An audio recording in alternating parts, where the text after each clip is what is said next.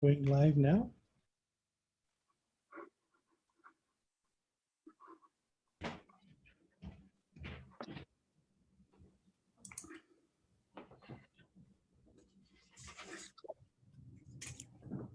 Yes, we are.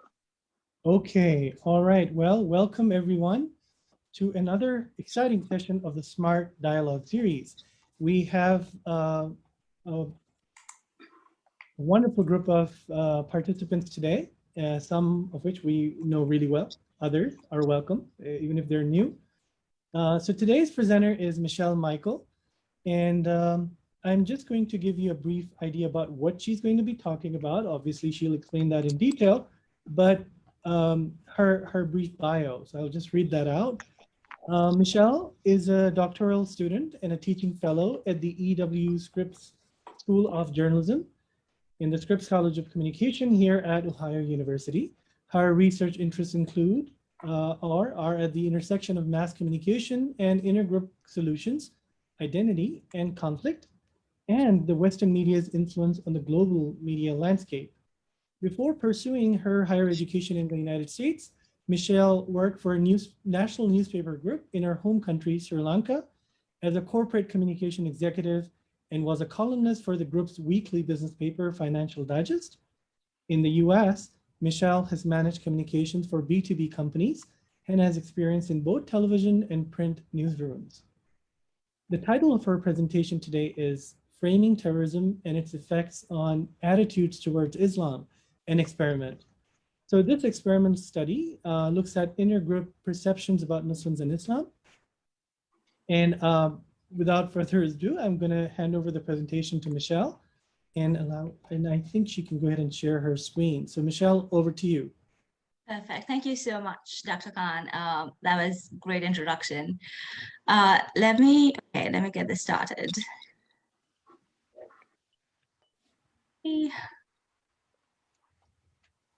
All right, are you able to see my screen? Yes. Yes. Okay, perfect. All right, so I'm Michelle. You heard about me already, and this is my study. So before I start, though, let me start by saying that this was done from an American media, American audience perspective, this study. So why did I study this? Literature shows that most Americans do not know a Muslim. There's only 1.1% Muslims in America. So that's a fact. And then research also shows that obtrusiveness influences how much effect media can have on our behavior and our attitudes. What do I mean by obtrusiveness? So if I sit by a room with a window, if I sit by a window and it's bright and sunny outside, and on TV they say it's pouring where I'm at, because my personal experience, I know it's not pouring, I will not believe what media says. Whereas if I was in a windowless room and if TV says, hey, it's pouring outside, that the chance of believability is higher, right? So if I have personal experience with something, the effective media message is not as strong. So if most Americans don't know Muslim and media messages are strong when it comes to things that we don't know much about, there's something going on here. And this is what I wanted to find out. And I especially wanted to focus on news, because when you watch entertainment news, right? Not entertainment, it's entertainment media, you know it's fiction. But news has this myth of objectivity. It's supposed to be true. It's supposed to be factual. So when I consume news, I tend to believe it more, right? So I wanted to look at how news, what sort of media messages news gives about Muslims. So what's happening with Muslims in the US? They are, like, literature has shown that Muslims and Islam are talked about in media in relation to oil, war, and terrorism. But terrorism sort of came to the forefront after 9/11. Okay, so these two concepts were married very often in media. So I wanted to study about this, and there have been research on content. So media, they look at media and say, okay, what sort of frames or how is media covering things, just by looking at media content. And then the other part of the study, like there are people who've done research on public perception, like just behavior surveys and whatnot, that study that's one end of the spectrum.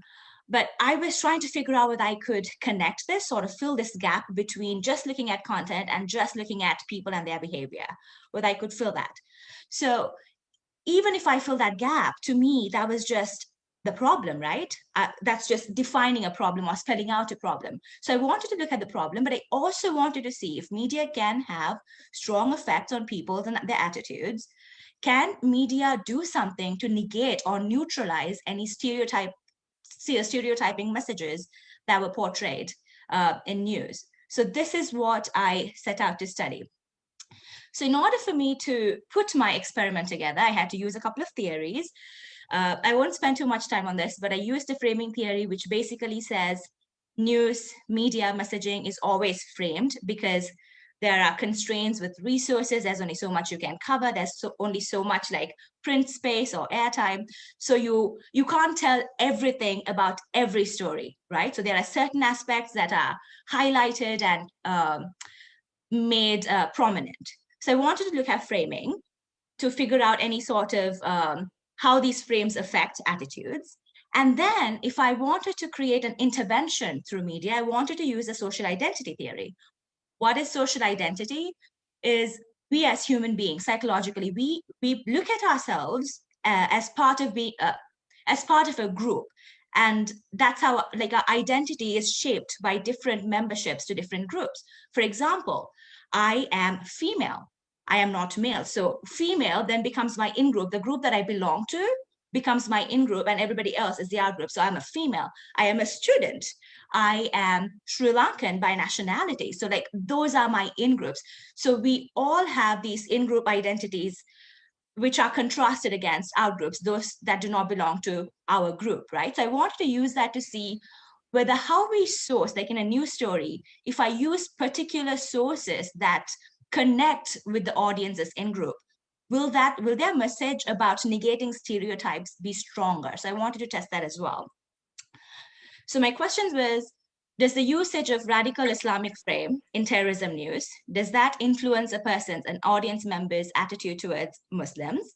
And then I wanted to figure out if I include an in-group or an out-group source, will that affect or negate or neutralize any sort of stereotyping attitudes of these specific media frames? So I put together this experiment. So I told you about the two main things I wanted to look at. So I wanted to look at the framing, whether a radical Islamic terrorism frame and a frame without religion, so just terrorism. And then I wanted to look at source groups, like, how the group of the identity of the sources we use in our news stories, out group and in group. So when I connected these four groups emerged, right? So how did I put my experiment together? I had 4 stories, 4 stimuli with either an Islamic frame or a non-Islamic frame, and the source group, which was considered an in-group or out-group. And then I had participants from our school. I showed them the stimuli. They were randomly shown a stimuli. It was automated. So they were shown one of these. And then I had a questionnaire that measured certain things. So I developed an attitude scale to measure the attitude towards Muslims. And I also had various other variables to figure out how that, basically to measure what the attitudes were and other variables that could be related. So let me go ahead and show you my stimuli. So these were the stories. My story, the story I used was about a failed terrorism plot. Why? Because if there was a major terror attack, most probably people would have known about it, right? And I chose Cleveland as my point because I conducted this experiment at OU. So I wanted it to be close enough for people to feel it, but far enough that they could have missed that news. So I chose Cleveland in Ohio, further away from Athens. And I designed my story after a story that came up in BBC. So again, I try to keep the elements as close to a real life news story as possible. So everything was the same, except the 2 factors I changed, right? I manipulated. So I hope you can see my cursor. So these orange boxes. So when I used the radical Islamic terrorism frame, I used the words with every time I mentioned terrorism, I said, radical Islamic terrorism, radical Islamic terrorist. And not just here, like throughout the article, it was sprayed throughout. Every time I mentioned it, I made sure I mentioned radical Islamic terrorism. The other one, because I did not want it to be married to religion, I just use terrorism attack. Okay, so no religious frame in that. Then remember my 2 source groups. So again, the quote, everything is the same, but I changed the person. So I picked somebody who could be ambiguous in terms of nationality and like ethnicity. And the name, if you look, it was just a community leader. And I made sure it was a Western sounding name in order to prime them as an in-group member for the source. And the same person was then called to prime as an out-group member. I called him Muhammad Shahid and called him an imam of a mosque and dressed him in clothes I would suggest that he was an out-group member. So these were my 4 stimuli. Then I conducted the experiment, and let me share with you what I found out. So this is just an overall picture of my participants. I actually started off with 265 participants, but there were outliers, which I had to pick out. And so my end sample size was 256. Just a breakdown of gender, age, race, religion, and how they ranged on the political spectrum. So what did I find out? I had noble goals. What did I find out? On average, if you look at the mean over here, they all rate above 5.5, right? And this was a scale, my attitude towards Muslim scales, the measure was measured between 1 and 7. Okay, so on average, regardless of which group, regardless of the 4 groups, like where they belonged in that group, on average, my participants had a more positive attitude toward Muslims. Okay, it was 5.5 or above. Okay, so there wasn't much of a difference.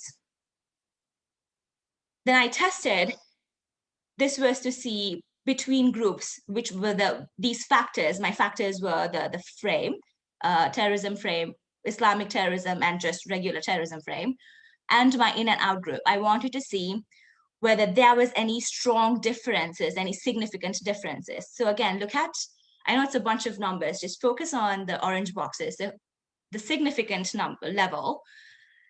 Basically, significant level tells you whether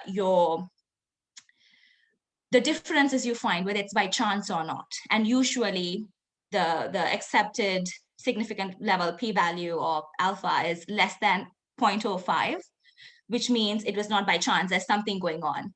However, my results were not significant. So there were no strong differences between the means or the differences in attitude through my manipulation. Again, a bunch of numbers.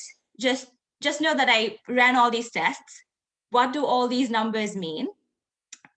Remember, I told you I tested for these manipulations with my frame and my source groups, but I also tested other variables, right? I had other questions that measured other things in the questionnaire.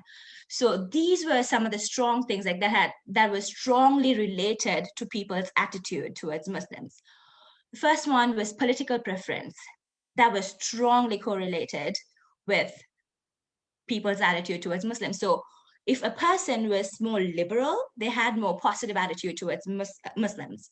Whereas if they were more conservative, they had more negative attitude towards Muslims. That's what it simply means. The second one was contact with Muslims. Again, if people knew Muslims or had more contact with Muslim people, then their attitude toward Muslims is also positive. This again supports the obtrusiveness issue that I mentioned earlier. Like if you personally know something, the effect of media is not as strong, right? So again, it supports what literature has already shown. Age also seemed to be a strong factor, meaning younger the participants, more positive their attitude towards Muslims. And then media consumption and knowledge of Islam, it was a weak relation, but they were also correlated, meaning if you consumed more media, you had more positive attitude. If you knew about Islam more, you had more positive attitude towards Muslims. Okay, so these were some strong factors that emerged from my study. So then I tried to figure out whether I could predict a person's attitude score based on some of these strong factors, like the factors I've already recognized through my correlation that was strongly related to people's attitude. So when I put this model together and I picked the three strongest variables, which was people's political preference, their contact with Muslims, and their age. So when I put it together, it was a strong fit. Like these three variables were strong predictors of people's attitude towards Muslims, okay? Yeah. So I feel like I've thrown a bunch of numbers out at you. So what do all of these mean? Like, what's the big takeaway? What do we gather from all of this information I've shared with you? The American audience are so divided along political lines. Okay, so the American media needs to be careful because it's such a polarized environment. So when we are using frames, political frames tend to be strong because that resonates with the audience more because they are so divisive, right? And in terms of people's attitude towards Muslims, your political leaning dictated how you felt towards this people group, like this people you may not personally know about. So that's something we need to note as media professionals. Second, again, this goes back to the issue of obtrusiveness that I mentioned earlier. Personal contact matters. So how much you know about something, or if you personally know a Muslim, like that affects your attitude towards Islam. So what does that mean to an audience? Get to know somebody. Don't stay away just because they might be different than you, because you'll really find out, like you can make up your mind based on personal experiences. The next takeaway was, again, I showed with my correlation. A younger a person was, the more positive their attitude was towards Islam and Muslims. I do want to make note of my demographic though. So in my sample, like 98% of my participants in this experiment fell between the ages of 18 and 25. That's 98%. So even with that very small variation, if age was strongly correlated, imagine if that variation increased, right? If there were more of a range than just 7-year gap. So age seems to play an important role in how perception towards Muslims was shaped. What does it mean to a media personnel is make sure you are framing things right depending on your audience and the ages of audience, right? My next key takeaway was, again, with correlations, the knowledge about Islam tended to be positively correlated with how people felt about Muslims. So if people don't personally know Muslims, because there's only 1.1% in the country, education matters. Like people actually getting to know about this religion and this people group matters. And media can play a role in educating about things that people may otherwise not know about. But as much as all of that sounds good, I also had a lot of contradictions. Like, remember, I set out to find these effects from these frames, from these spokespersons, like my sources, identity. But it seems like it did not work very well. So what is going on here, right? So the Islamic frames did not affect the attitudes. In fact, it looked like if people were shown the radical Islamic frame, they actually had a higher mean. Like I know it's only a very slight difference, but it goes in the opposite direction of what I predicted. If they saw an Islamic frame, they actually scored higher on their attitude towards Muslims compared to people who were not shown the Islamic frame. So what is going on here? Are people being primed, or are they overcompensating on the other side when they see a particular frame? Again, questions I need to ask as I move forward, as I progress with my research agenda. Another thing I noticed about source groups, right? it did not seem to affect anybody. So what is going on there? So I had a manipulation check. So in my questionnaire, I asked the participants, hey, look at the spokesperson in the story and rate if that spokesperson looked like me, right? Was a spokesperson similar to me? So out of 256 participants, and the scale was 1 through 7, out of 256, only the mean, the average was 1.87, right? And the scale was, again, 1 through 7, which means they were on the lower end. People did not think that the spokesperson looked similar to them, which again sort of negates the whole point of having variation, right? When you are testing things like this, you need a wider range than that. So this manipulation was not effective, which means if I'm replicating the study, or when I move forward, I need to make sure that the participant can relate to the source in some way or the other if I am to test the effect of having the source group difference.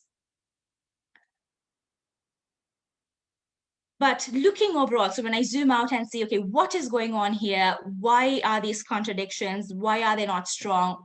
What's happening? When I try to look at that, my participants, so how did I recruit the participants for my study was a convenient sampling, which basically means I'm here at Ohio University and I recruited students from Ohio University, and I'm in the Department of Journalism. So I recruited participants from the journalism school. So all my participants were students of journalism who had high media literacy. They were already aware of frames, that media messages can affect people. They knew all these things. And Ohio University is a liberal school, right? And I also brought your attention about this age difference. The range of the age is only 18 to 25, 98% of them. There's not enough variance in my sample population to actually cleverly detect any major differences. So this is what was going on with my study, which is why my manipulations did not necessarily work.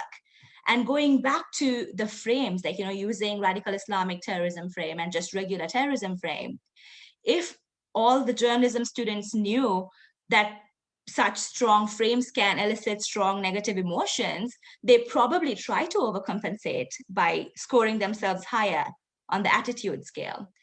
So I really should rethink as I move forward about my sample and how I recruit my participants.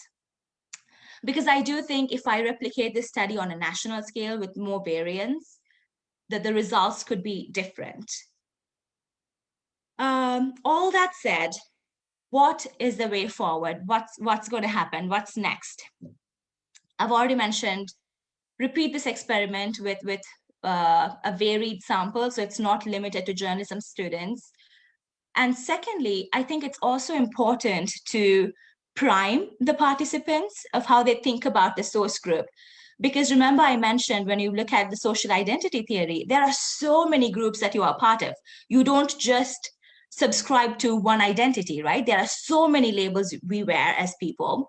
So maybe prime the participants to think of the source as an American. Again, I'll have to figure out how I'm going to prime them in such a way, because I'm looking at an American audience. So maybe prime the participant when they are in the in-group source to think of the source as an American, so that maybe the effect will be stronger and I could test the measures.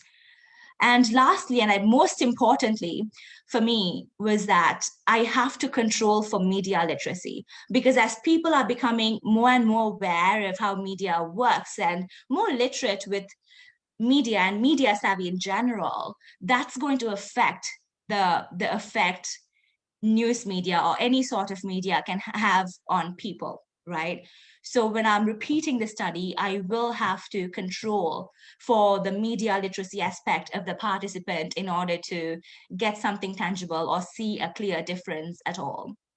So that's the way forward. This is all to say these are all the people I've cited so far in the presentation. And that's my study. That's my study, and I'm happy to answer any questions. Thank you very much, Michelle, for that Yes. very thoughtful, insightful, wonderful presentation. Really appreciate it. Thank you.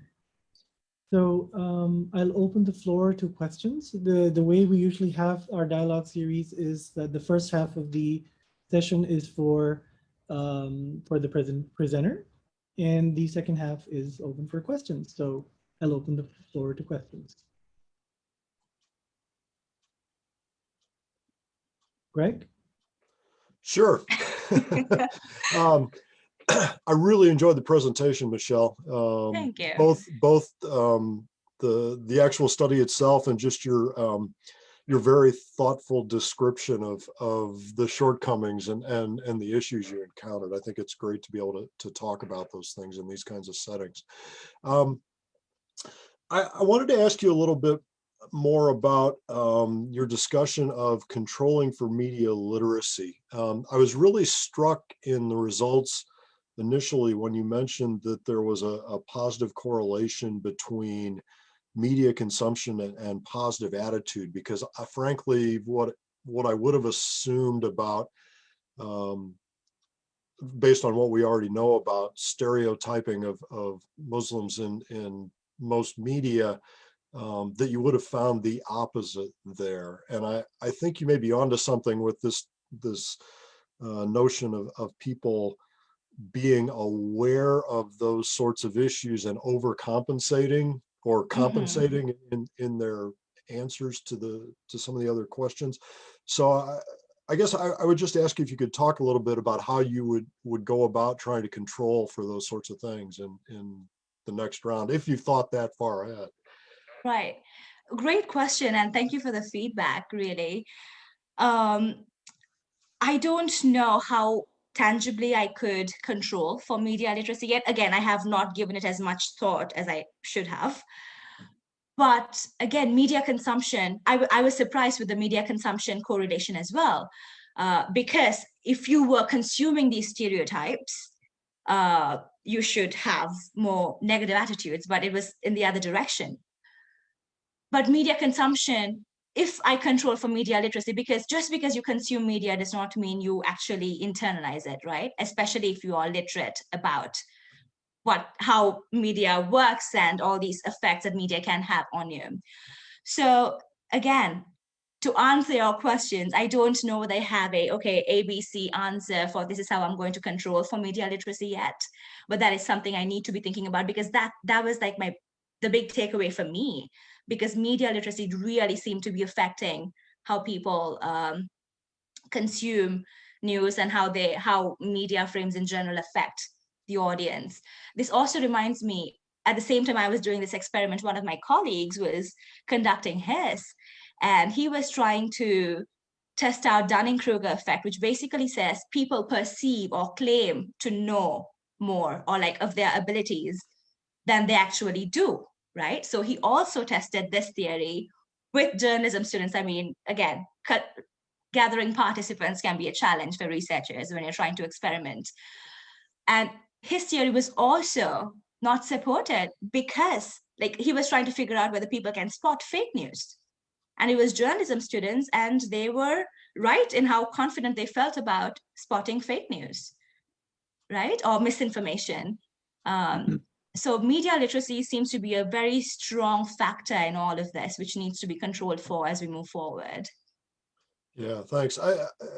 This seems to be a research line where there is a really rich thread of possibilities for follow-up sorts of work. Certainly. Here. So I think you've got plenty of work ahead of you, without a doubt.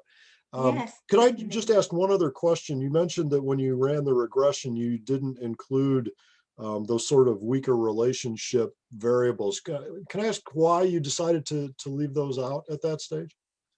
To me, again, because it was so lopsided, it was so heavy towards one end, I wanted it to meet the normality requirement, which is why I controlled for it while I ran the regression. Again, as I fine-tuned the experiment, as I fine-tuned the factors and control for media literacy, I think there's potential for change there.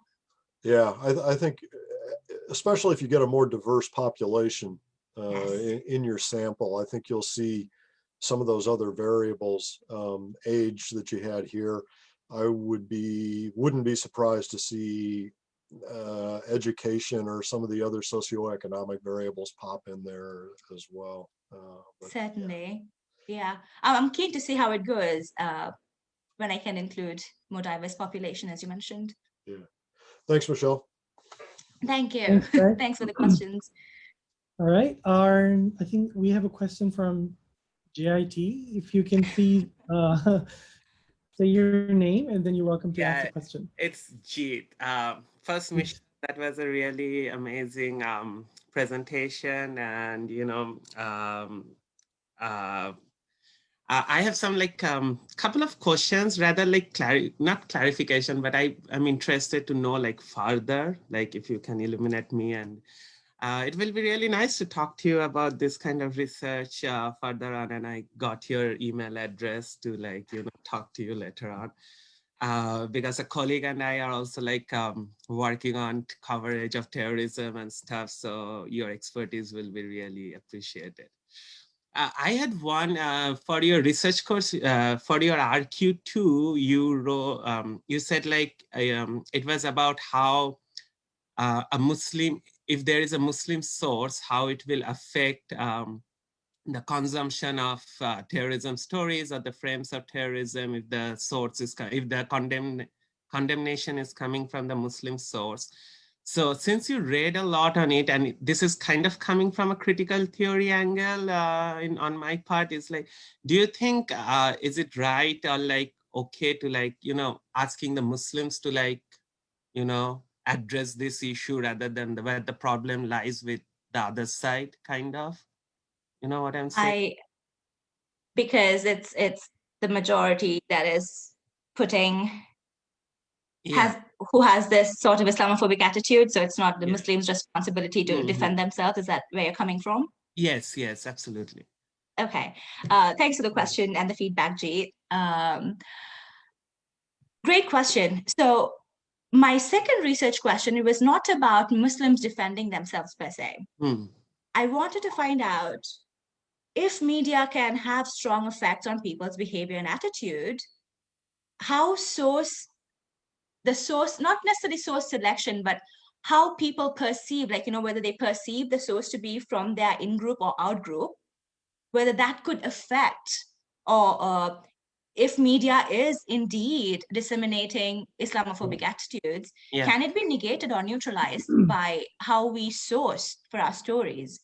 And honestly, when I asked that question, I did not think Muslim sources will have a stronger effect, or an American non-Muslim source will have a stronger effect. It was just an exploratory question to see, will this have any effect at all, right? So in my head, when I first started out, was if the people perceive the source to be from the in-group, they could put more credibility, give more credibility to the source and the information that is being shared by the source because they belong to the same group. Or if the source was from out-group, in the sense, a Muslim non-in-group person, will they put or assign more credibility to a source from the out-group just because it's a Muslim talking about Muslims? Does that make sense? So I did not go in with the agenda of, okay, Muslims have to defend themselves or it's their responsibility. It was more of an open-ended exploratory question to figure out, can this have any effect at all? Can how we choose sourcing have any effect on Islamophobic attitude, or can it be an intervention variable in my study? Was how I approached it. And I totally get you, because I know it's complicated to address this kind of situation because you can't position yourself exactly. But I really appreciate the thing that went through your mind while framing this. And the other thing I had, because it was pretty interesting, how did you measure contact with Muslims or exposure to Muslims? One of your variable was. So again, it was a composite score. So I asked them about how much they knew Muslims, they were friends with Muslims, and then I asked them to rate their experience. Did they have good experiences with this people group? Did they have? So it was again a self-rating score, and So the contact with Muslim score was a composite score of how they answered those questions. Okay, and one last question. Sorry for carrying on this further. The other thing was when, social identity theory, I consider it to be a very fluid concept rather than a hardcore, because your social identity conforms and transforms with the landscape. And for example, as you have already mentioned, that there wasn't a lot of variation in the sample, because it's not possible in a school setting, and specifically when very liberal kind of town and university as well. So do you think, have you explored it in your, you have addressed that, but do you think like there was kind of like self-censoring or spiral of silence while they might have answered this question in order to like fit in with the, like the overarching theme of the town or the university, or how they should answer? Again, so I did not measure it, so I don't think I can answer it for certain, like concretely, just because I did not measure it, right? Yeah. So I don't know what was going in their heads. But at the same time, the experiment was anonymous. I did not collect any identifiable information. So even if they had whatever attitude, I couldn't have told apart who the participant was. So the hope of like keeping them anonymous was that would not influence how they answer those questions, because anonymity was maintained. But then again, I didn't measure for it, so I cannot concretely answer whether I did or not. Okay, that sounds. Thank you so much, Michelle, for answering, and best of luck. And hope I can talk to you and contact you pretty soon. Thanks, Jeet. Thanks for the questions. All right. Well, thank you, Jeet, for those very interesting questions. Appreciate it. I think we have another question from Hakan. Please go ahead. Hi, Michelle. First of all, thank you for this presentation. I think it was very good example for PhD student or graduate student how to present in academic place. So I am not sure, I didn't catch about, did you ask your participant about their religion? And what do you think about, do you think so the religion of participant can affect your research? Because my individual observation, I can say that even in Muslim people, Muslim students, or mostly I observe Muslim students, even some of them, or most of them actually, I could say, they have even Islamophobia, especially who comes from the Muslim country. At least it is rising. So, and also, do you think so the religion of participant can affect your result? So I did measure their religion, like, when I gave you the demographic breakdown. So I had one Muslim participant. To answer your question if I measured it, yes, I did. But to sort of clarify the term Islamophobia in a way. So for me, Islamophobia is like treating people, like having either bitter, anger, whatever, sort of negative emotions regarding people, not necessarily the religion. To me, there's a slight difference with that.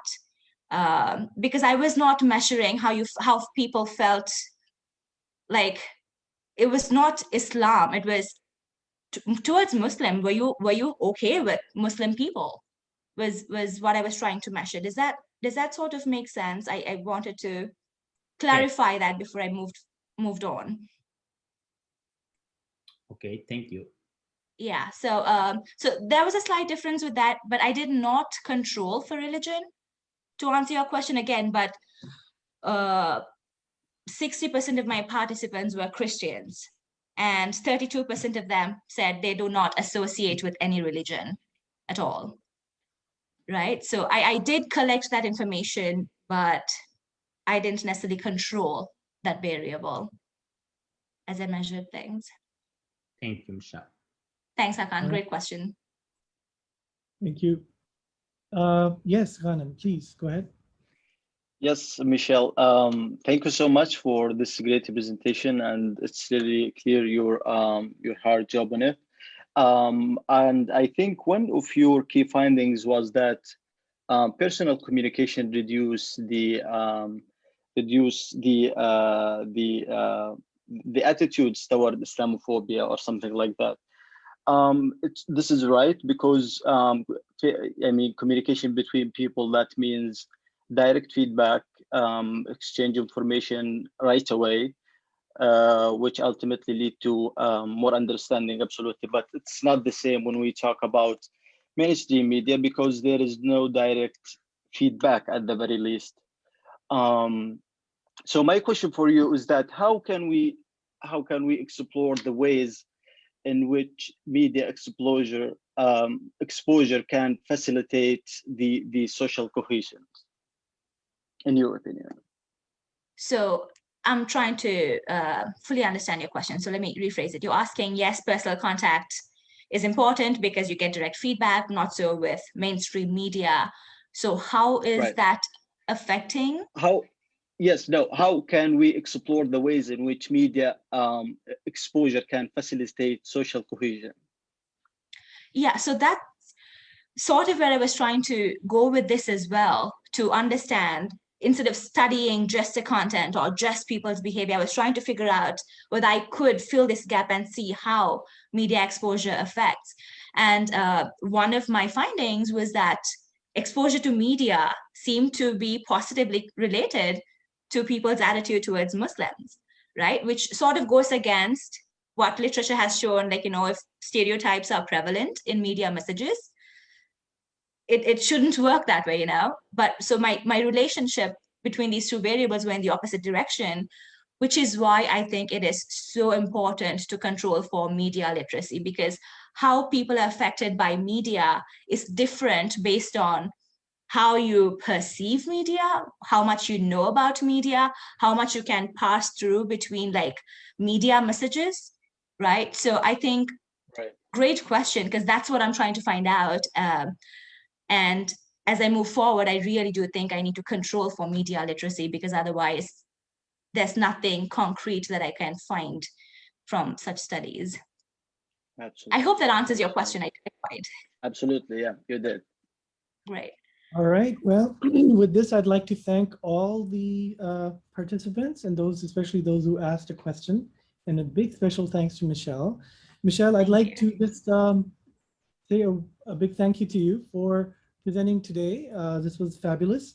I'd just like to add a few things. So you, just summing up what you found in your research, that personal contact with Muslims may lead to positive attitudes with that community, and not only Muslim community, it could be any other community where personal contact is very, research shows that it's very valuable. And you also were looking at the phrase radical Islamic terror, which is obviously very deeply troubling. And I think that's what you were trying to set out to measure due to various reasons. I'd like to point everybody's attention to this article in the Review of Faith and International Affairs Journal in their volume 15, 2017 issue, where they have this Reconsidering Religious Radicalism, an introduction to the summer 27 issue. It's really worth a read because I directly quote from there, and it talks about why that's deeply troubling because of various reasons, such as research telling us that violent extremism is not directly linked to people, especially because they're not well versed in religious knowledge or piousness to begin with. So connecting that is obviously very problematic from a Muslim perspective in general. And this is also very much related to that article speaks about how Catholicism was viewed very negatively for a long period of time, especially due to the IRA bombings. And it could happen to any community. Anyway, I would highly encourage you to be more involved with the Smart Lab activities now that you've already presented here, because I think one of your future research, if I may suggest, can look into social media data to look at how people or general users would interact with such topics, especially newspaper articles and the comments in those articles. All right, so I guess this concludes our another exciting Smart Dialogue series. And I'd like to add here before we part that Our next speaker is going to be Ratna Arianti, and her presentation is going to be on March 31st at noon, same place, same time, and we'd love to see you again. Thank you all. Right. Thank you, Bye-bye. everybody. Thank you for having me as well. Thank you so much. Yes. Thank you. Well done, Michelle. Thank you, Ratna.